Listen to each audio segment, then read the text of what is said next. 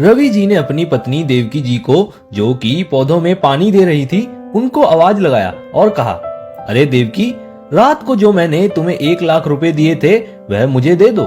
किसी काम से बाजार जा रहा हूँ, पास में बैंक भी है, तो लगे हाथ पैसे भी जमा करा कर आ जाऊंगा। देवकी जी ने पौधों में पानी देना छोड़ा और जल्दी से रवि जी के पास आई और बोली, 2 मिनट रुकिए आप, अभी लेकर आती हूँ पैसे।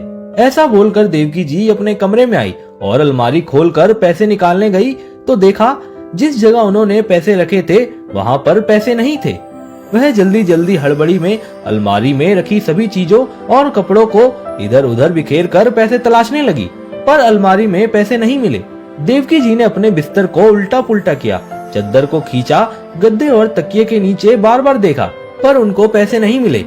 तभी रवि जी कमरे में आ गए, यह बोलते हुए कि क्या हुआ देवकी, अभी तक पैसे नहीं दिए।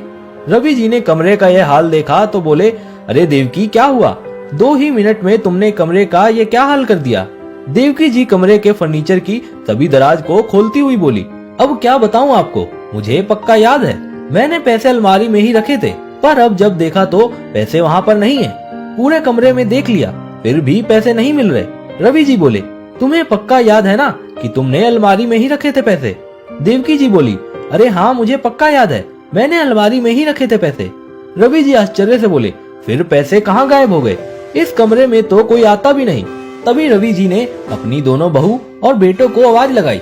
जल्दी से दोनों बेटे बहू आए और देखा कि माँ को उनके रखे हुए पैसे नहीं मिल रहे हैं, तो वह भी उनकी मदद करने लगे। सब जगह पूरी छानबीन कर ली, पर पैसे नहीं मिले।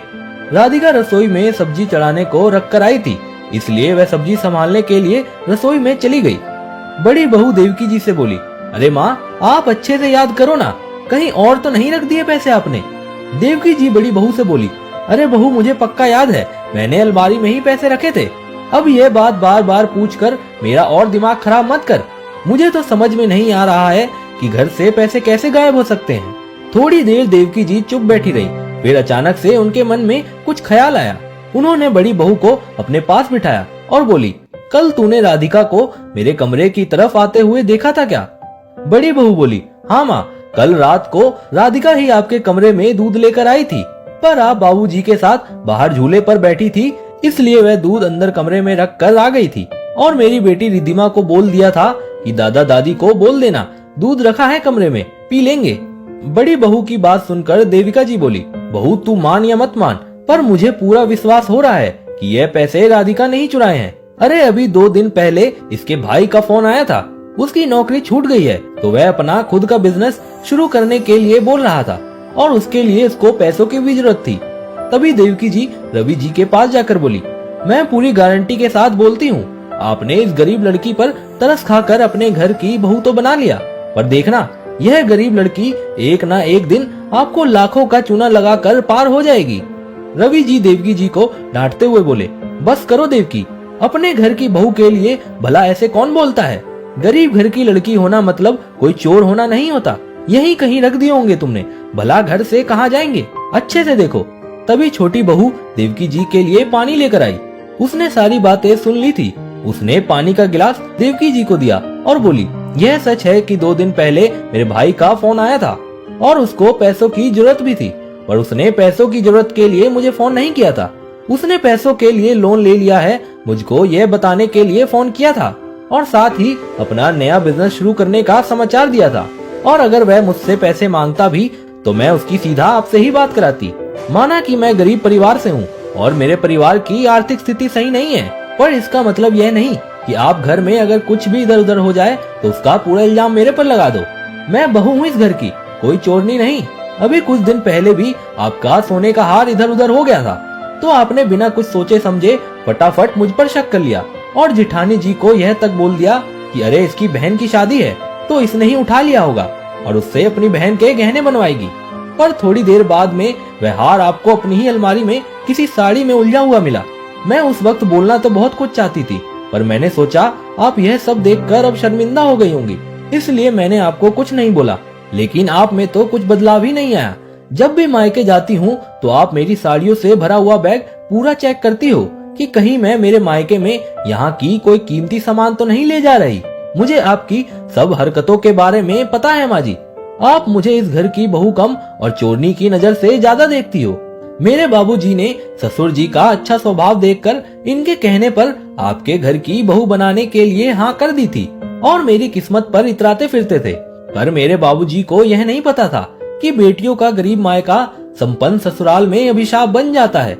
गरीब घर से आई हुई लड़की को संपन्न ससुराल वाले हमेशा दोयम दर्जा देते हैं, वरना इस घर में मेरे अलावा जेठानी जी भी रहती हैं। पर आपने कभी उन पर तो शक नहीं किया, क्योंकि वह संपन्न मायके से है और मैं गरीब मायके से। इसी बीच राधिका का पति आकाश जोर से चिल्लाता हुआ कमरे में आया और बोला, लो माँ, आपके पैसे मिल गए। अभी रिधिमा को उठाने गया था उसके कमरे में, क्योंकि उसकी ऑनलाइन क्लास चालू होने वाली थी, तो देखा उसके बेड पर आपके पैसे बिखरे हुए पड़े थे। मैंने रिधिमा से पूछा तो उसने बताया कि कल वह दादी के कमरे में गई थी। दादी की अलमारी खुली पड़ी थी, उसमें इतने सारे नोट देखकर वह उनको उठा लाई और अपने कमरे में आकर शॉपिंग करके गेम खेलने लगी। उसने सोचा गेम खेलकर वापस आपके पैसे अलमारी में रख देगी, पर उसको गेम खेलते खेलते ही नींद आ गई और वह अभी उठी है। यह सुन देवकी जी का चेहरा पीला पड़ गया और राधिका का चेहरा अपने आत्मसम्मान पर लगे झूठे आरोप को अपने आप हटता हुआ देखकर गर्व से चमक गया था। राधिका के चेहरे की चमक उसके मायके के संस्कारों को भी चमका रही थी। तभी आकाश राधिका से बोला, जाओ चाय बना लाओ, इतनी देर से माँ ने सिर में दर्द कर रखा था। राधिका रसोई में चाय बनाने के लिए चली गई। राधिका ने जैसे ही गैस पर पानी का बर्तन रखा, तभी आकाश ने पीछे से आकर उसको पकड़ लिया और बोला, माँ की पूरी बातें मैंने भी सुनी थी। मुझको नहीं पता था कि माँ ऐसा भी सोच सकती हैं, पर जिस तरह से आज माँ की तुम्हारे प्रति गलत सोच की हार हुई, मुझे नहीं लगता अब माँ आगे से कुछ ऐसा वैसा तुमको बोलेंगी या फिर तुम पर शक करेंगी। अगर माँ दोबारा ऐसा करेंगी तो तुमसे पहले मैं तुम्हारे स्वाभिमान की रक्षा करूंगा, तुम्हें लेकर और कहीं चला जाऊंगा जहाँ बार बार तुम्हें अपने सम्मान और स्वाभिमान की परीक्षा नहीं देनी पड़ेगी। आकाश राधिका के सामने हाथ जोड़कर खड़ा हो गया और बोला, मुझे और बाबूजी को यह आखिरी मौका दे दो, इसके बाद तुम्हारे साथ ऐसा कभी नहीं होने देंगे। राधिका ने देखा रसोई के बाहर से उसके ससुर जी भी देवकी जी के किए गए व्यवहार की माफी मांग रहे थे। अपने ससुर जी और अपने पति का प्यार देखकर राधिका की आंखें छलक उठी। दोस्तों, एक गरीब घर से आई हुई लड़की को संपन्न ससुराल वाले हर बात पर उसके मायके की गरीबी का एहसास उसको करा ही देते हैं। दोस्तों, इस वीडियो के बारे में आपकी क्या राय है, कमेंट करके जरूर बताइएगा और इसी तरह की इंस्पिरेशनल वीडियोस देखने के लिए हमारे पेज को फॉलो कीजिएगा। तो मिलते हैं अगली वीडियो में। आपका बहुत बहुत धन्यवाद।